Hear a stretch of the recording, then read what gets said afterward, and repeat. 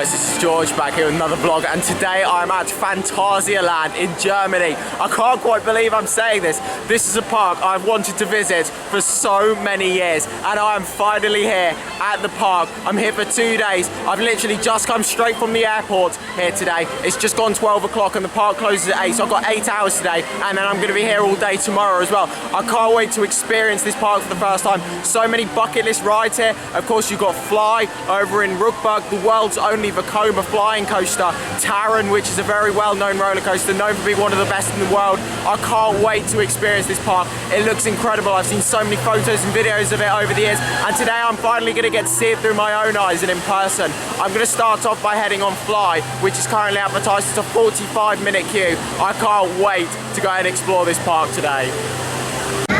So the queue for Fly has just gone up to 60 minutes, but I'm about to head into this area for the first time. I'm so excited to see this. I think I just saw it fly by. Oh my God, I just got a glimpse. Here we go, into the themed world of Ruckburg. Oh my God, look at this coaster. Oh wow. It's just a twisted mess of track everywhere you look. Here comes the next train. It's about to launch. Oh my God.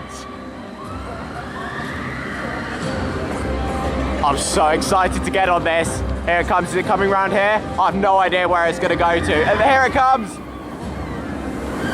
Oh my God. Right, let's go get in this queue right now.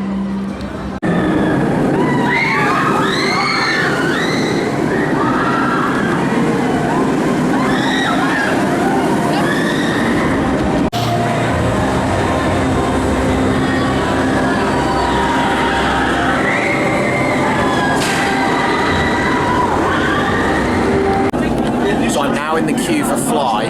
This is the world's first Vekoma flying coaster. It's also the world's first launched flying coaster, and it's also the world's longest flying coaster as well. They were the 3 records this roller coaster held when it opened, and it still holds these records now. I can't wait to get back on there, to get on this. I've just walked through about maybe 10-15 minutes of the queue, and it's moving pretty quickly as well, so hopefully it's not going to take too long.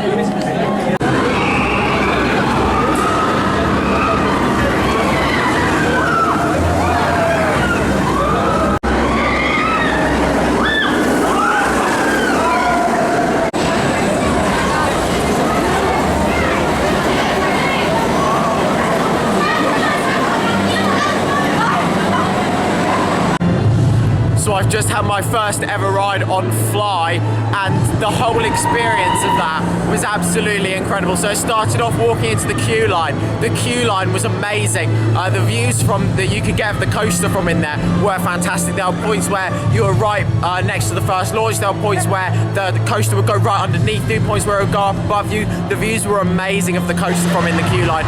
You then go to the locker area where you've got to put everything in a locker, and then you go through a metal detector as well. Obviously to make sure you don't have any loose articles on you. You can't film anything in the station past the lockers, unfortunately, which is a shame because the theming in there was incredible. I loved how when the train dispatched, they played more dramatic audio, and then they also had all the lights change colour and stuff. It's like it was a really atmospheric kind of atmosphere anyway. And then the train dispatch, it's like the audio was great and all the lighting in there and all the theming, but then when the train dispatches, it suddenly gets even more intense. Like all the lighting goes blue, and like all the there's like different water pods that are in there that start bubbling, and the audio changes a little bit, it gets a bit more dramatic, and then you get on the ride itself, which is absolutely incredible. It's nice and smooth, it's a long ride, 2 inversions on there, the launches are pretty punchy as well. What I love with that ride as well, the technology with it, of course with the B&M flying coasters, once the ride is over, you're then just sitting on the brake run in the flying position. With this one, you dispatch out of the station sitting sideways, it then flips you into the flying position, you go through the layout, and then when you go into the brakes, it flips you back up sideways again, and then you're just going sideways on the track back into the offload station.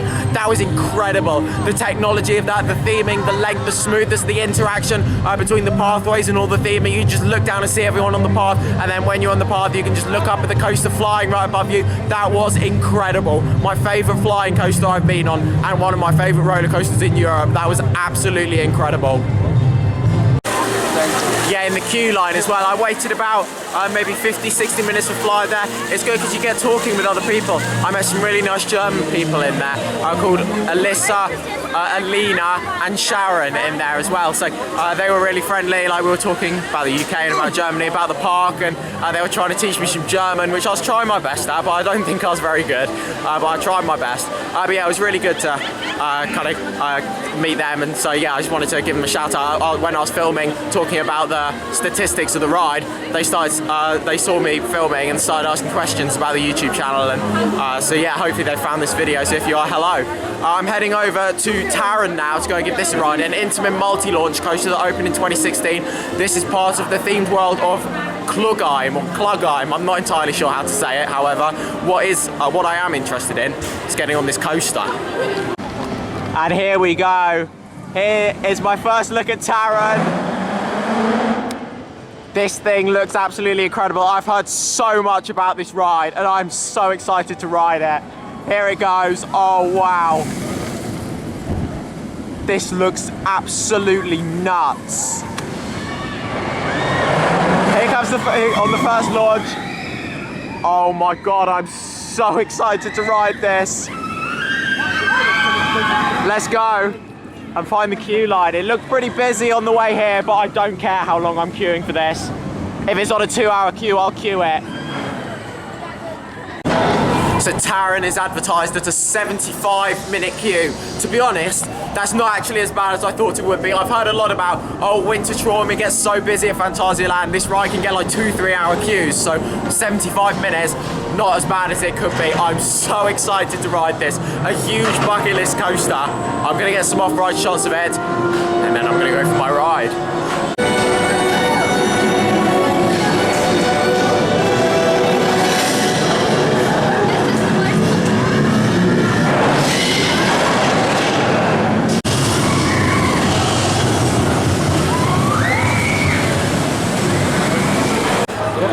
So I've just experienced Taron for the first time, and I've got, I don't know, it's like, I feel like I can't really judge it after one ride.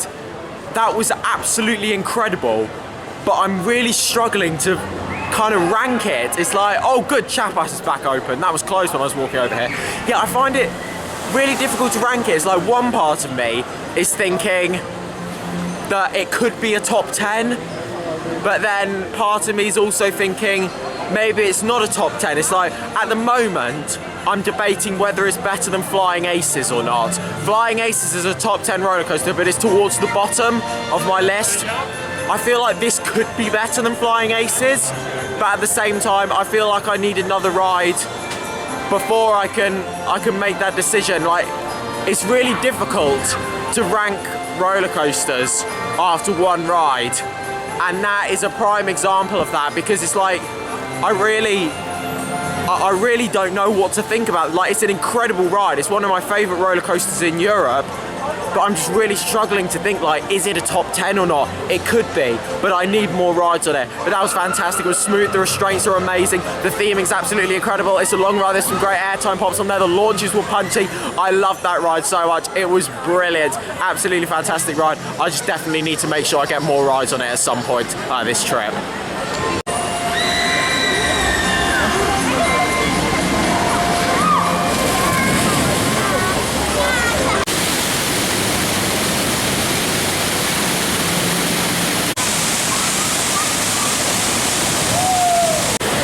So I'm gonna go for a ride on Chapas now. The Intamin, I believe it's Intamin, log flume here at the park. This, I don't know if it still has the record, but it did when it opened. The steepest drop on a log flume. This looks really cool. It's got an amazing soundtrack. The theming around it looks amazing.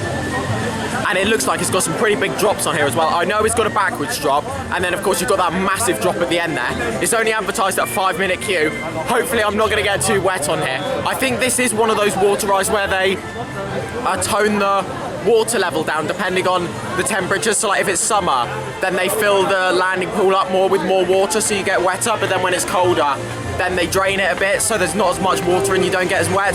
Some people, I mean the splash at the end looks pretty big, but I don't think people are getting too wet, so I'm gonna give this a go because this is an iconic ride, it's well themed, and I've wanted to ride it for a very long time.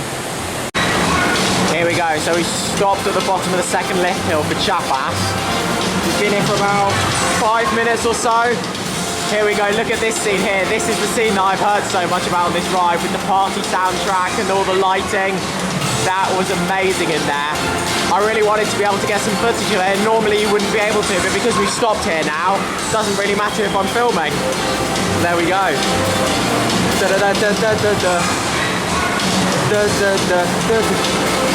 Yeah, the lasers are really cool in there. Here we go.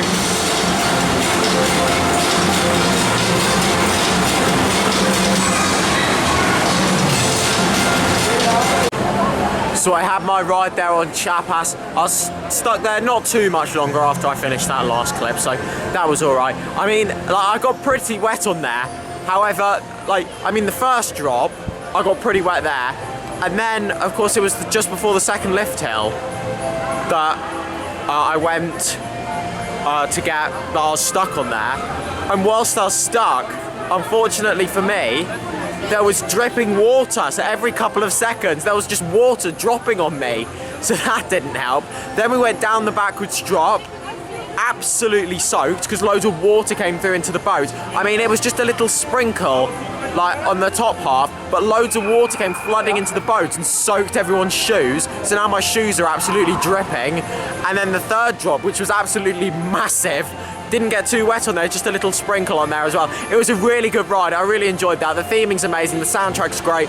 It's got some amazing drops on there, of course the backwards drop and that massive drop at the end as well. The first drop was good, the first drop was a pretty bit of a soaker actually. That was definitely the drop where I got the most wet. But yeah, it was a really good ride, really glad I did it. And it's good now because it's currently closed at the moment, so I'm glad I got on it when I did.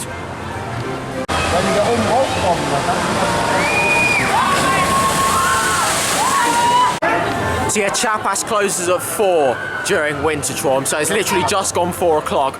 So they've closed the entrance, and when they closed it, it still had a half an hour queue, so I'm really glad I got on it when I did. I didn't realise until I got here that it closed at 4 o'clock, because it said on the queue board, so it said like 30 minutes, and then closes at 4 o'clock, and then the gate was shut as well, so I literally got on it pretty much just in time. It's just the last few people going around on there now. I'm now going to go for a ride on Colorado Adventure, which is, I believe it's Vekoma. It's a mine train coaster, and I've heard a lot about this coaster. Apparently it's a really aggressive mine train. So normally these mine trains are known for being very family friendly. This one I've heard is quite thrilling and very intense, so I'm looking forward to experiencing this one. So it's an advertised 60-minute queue at the moment for Colorado Adventure. Oh, there it goes. Yeah, I'm going to find the entrance for it. I think, oh, here it is. Yeah, there we go. So yeah, let's go for, oh, wait, is that, oh no, that's not the entrance for it. That's something else. I have no idea where the entrance is for this thing.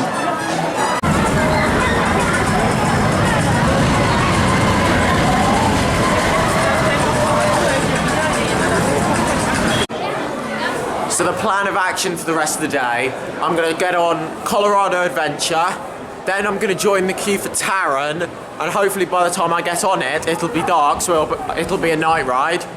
And then I'm going to come back to Mexico and watch the Tempo del Fuego projection mapping and fire show just by Chapas. And then I'm going to watch the fireworks at the end of the day at the main entrance of the park. So I'm gonna try. I nearly fell over then. I've got a lot that I'm gonna try and fit in to this next kind of few hours, especially with Colorado Adventure being on an hour's queue, and Taron's probably gonna be about the same as well, especially for a night ride. A lot of people I imagine will be going over for that. So yeah, see how this goes. I'd like to be able to get on some more rides if that's gonna be possible, but I'll see how it goes. So Colorado Adventure was pretty aggressive for a family coaster there. So it has 3 lift hills on there, 3 different sections. So you start off by going up the first lift hill, where you have some sections outdoors and some sections indoors. The bits indoors, you can see where you're going though. There's some big drops on there as well, some steep banking, quite intense helixes on there, so that was really good. You then go up into the second lift hill, where after that second lift hill, all of that second section is completely in the dark. So you're just going round in the dark, having no idea where you're going. Again, you've got some big drops, some steep banking on there. It's really intense. And then You've also got the third section, so you come out of the dark up the third lift hill, where you go to the final section. This is where the biggest drops and the steepest banking are. There were 2 really big drops on there for like a family mine train coaster, and there was some really steep banking as well, and it proper like jolts you through it as well. It's a really aggressive family coaster. It was really good fun. I was towards the front, so I didn't really get like pulled over the airtime hills, but to be honest, I feel like at the back that might have been a bit uncomfortable. I feel like that would have been kind of getting a bit too kind of battered around. Towards the front, it was fairly comfortable, but at the back, I feel like getting pulled over some of those airtime hills and helixes and like quite jolty moments. I feel like it would have been quite uncomfortable, but maybe tomorrow I will try it towards the back. I'm now going to go for a ride on Taron, so I'm assuming that the queue is going to be at least an hour long. So I'm going to join it now, and then there's also a couple of shows I'm going to be watching tonight as well for the Wintertraum event. But here we go, look at Taron just here with all the lights starting to come on. Absolutely beautiful.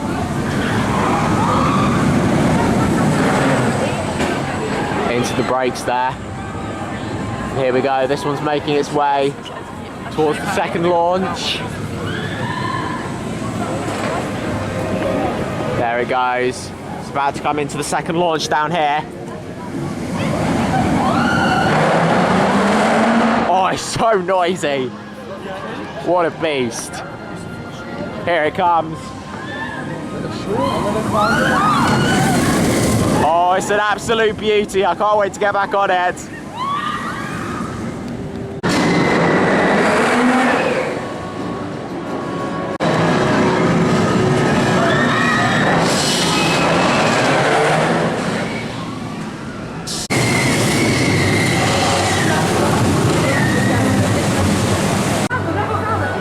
So I've just had another ride on Taron, my second ride on there, and that was even better than earlier. That was absolutely phenomenal. That was running so much faster than it was earlier. Some of the moments where it didn't feel as whippy earlier, it was absolutely flying around that layout. Just all the lighting around there is incredible. It is very intense. The launches on there are fairly intense, but it pulls so much G-force going around some of the overbanks and S-bends. Like, it proper whips you through them. Some really good airtime moments. That was absolutely wild. It was so good. It's a top 10 roller coaster when it runs like that. That was absolutely incredible.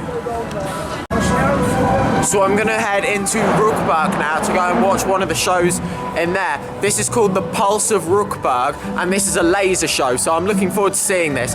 Because of how long the queue took for Taron, I have missed the start of the fire show, so I'm not gonna watch that one tonight. Instead, I'm gonna watch The Pulse of Rookburg, and then I'll watch is it Tiempo de Fuego, I think it is. I'll watch that one tomorrow, and then I'm going to watch The Pulse of Rookburg now, and then I'll also go to watch Magic Symphony, which is the fireworks show at the end, which looks like it's going to be quite busy. There's literally staff around guiding people where to go, and like on all the screens around the park there's arrows pointing to where to get to it, so I feel like there's going to be a lot of people all crowded around there, so maybe it might be even better to just get into position for that show to make sure I can get a good spot for that. So I'll see how busy it is around that area.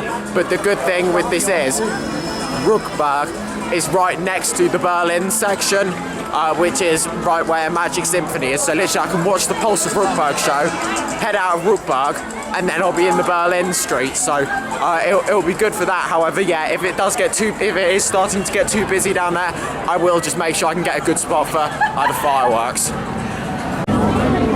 Here's my first look at the Deep in Africa section of the park as well. Yeah, I'm not going to be riding Black Mamba tonight, which is the B&M invert in this area. I'll be riding that tomorrow. However, I am going to get a view of it. Here we go, it literally goes right above here. I think this is the first drop. Yeah, it is. I'm really looking forward to riding that tomorrow. It's going to be a great ride. Oh my god, this is how you do a lights display. Oh my god, that is amazing. Let's try and get out these people's way. Oh wow, that is incredible. Oh look, you got all the fake snow here as well. That is amazing. Beautiful. And Fly looks absolutely incredible at night as well.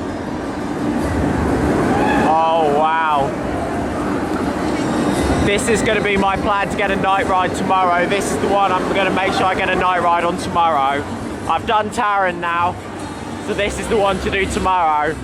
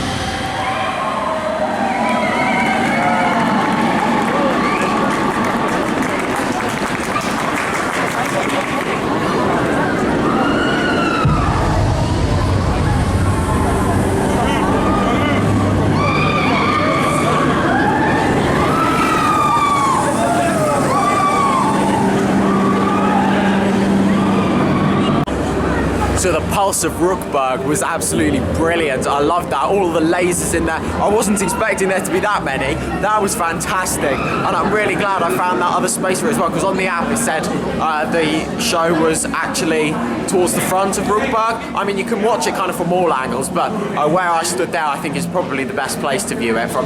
So if you go underneath the first launch, then you get over to that section. Absolutely brilliant. So it was about 5 minutes in length, loads of cool lasers in there, audio was great, and they stopped Fly during that as well. And what I really like, a little detail with that, as soon as the show stopped, Fly then launches, like the final lasers went off and the audio came down, and then Fly launched again, so they timed that perfectly. I really like how they did that. It's extra little details like that that I really enjoyed.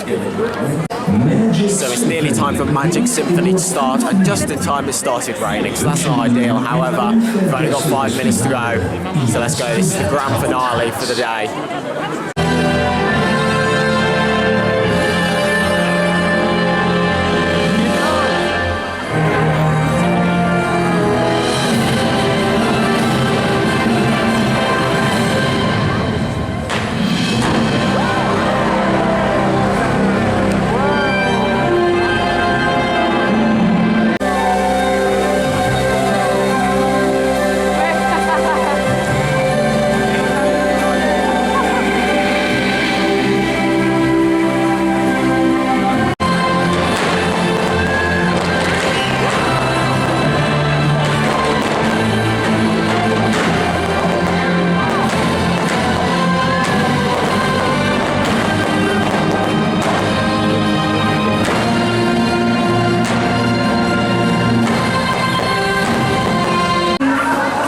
So there was some footage of Magic Symphony, an absolutely beautiful nighttime show. There's some great fireworks in there. They used the fountains by the wave swinger. They had loads of lasers in there. They had all the Christmas lights on the different buildings, interacting with it. It's like at the start, they all went off and then the lasers came off and then they all started flashing. I love that. The audio was really good in there as well.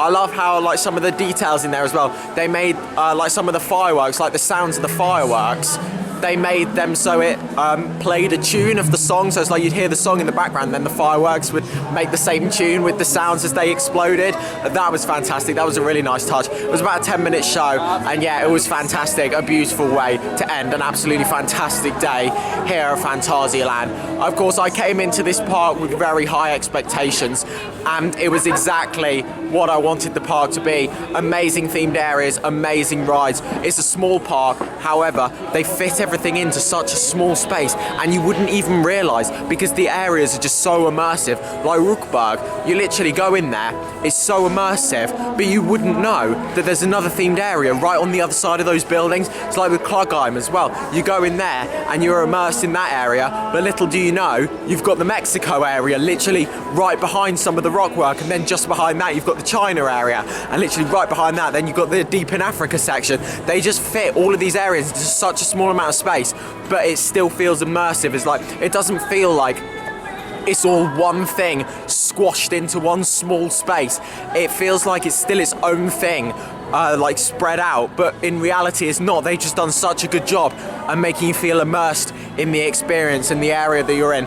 It's a brilliant park. I absolutely love it. I can't wait for another day tomorrow, get back on some of the rides I went on today and get on lots of the ones I didn't get on today as well. But that's now the end of this vlog here. Thank you very much for watching. Make sure to follow me on Instagram at George Kelly and follow me on Twitter at George Kelly. Thank you very much for watching. Stay safe everyone, and I'll see you all later. Bye.